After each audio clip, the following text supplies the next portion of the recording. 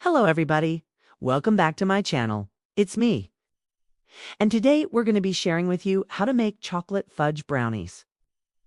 This is one of my favorite things to make when I'm feeling kind of nostalgic. They're so delicious. They have that fudgy texture that we all love in brownies. And let's get into it. Be careful not to overmix this batter because that will make your brownies tough. Because if you try to cut them when they're hot, they'll just fall apart. Also, make sure to subscribe to my channel so you can be notified when I post new recipes. I post new recipes every single week, so there's always fresh content coming onto my channel. And I'd also like to take a moment to say a very special thank you to all of my supporters. I wouldn't be where I am today without all of your support. So, thank you guys so much, and I will see you next time. Bye! And once they've cooled completely, go ahead and cut them into your desired sizes. I like to cut mine into 9 equal squares. And then you can serve these warm with a scoop of ice cream. I like to use vanilla bean ice cream, but really anything would go well with these. So once it's all combined, go ahead and pour the chocolate ganache on top and then mix it on low until it's fully incorporated. Once it's fully incorporated, go ahead and pour the batter into an ungreased 8 by 8 inch baking pan. I always like to use this kind of pan because it's really easy to cut the brownies into perfect squares.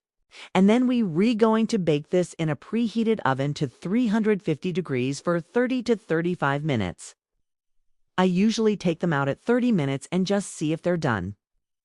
And you can tell they read done when a toothpick inserted into the center comes out with just a few moist crumbs attached. I already have everything measured out because I like to make the ganache first. That's why I have 1 cup of heavy cream in a saucepan on low heat.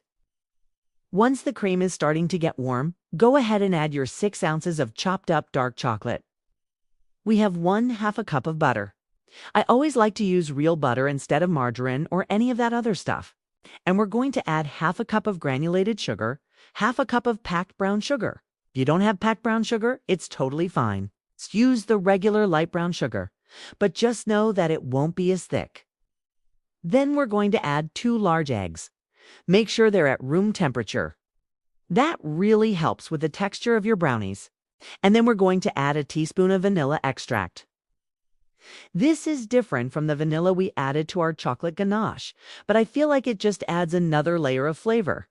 And then we're going to add 1/2 cup of all-purpose flour. We're also going to add a 1/4 teaspoon of salt, 1/2 teaspoon of baking powder. And last but not least, a 1/4 teaspoon of cinnamon.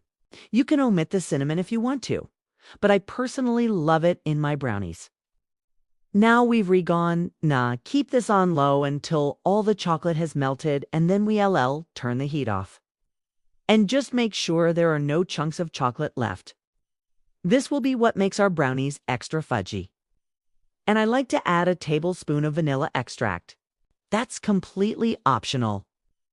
But if you do want more flavor in your brownies, I definitely recommend it. Now, let's go ahead and get started on our brownie batter. Now we're going to mix this all together on low speed until it's just combined. Once your brownies are done baking, go ahead and let them cool completely on a wire rack before cutting.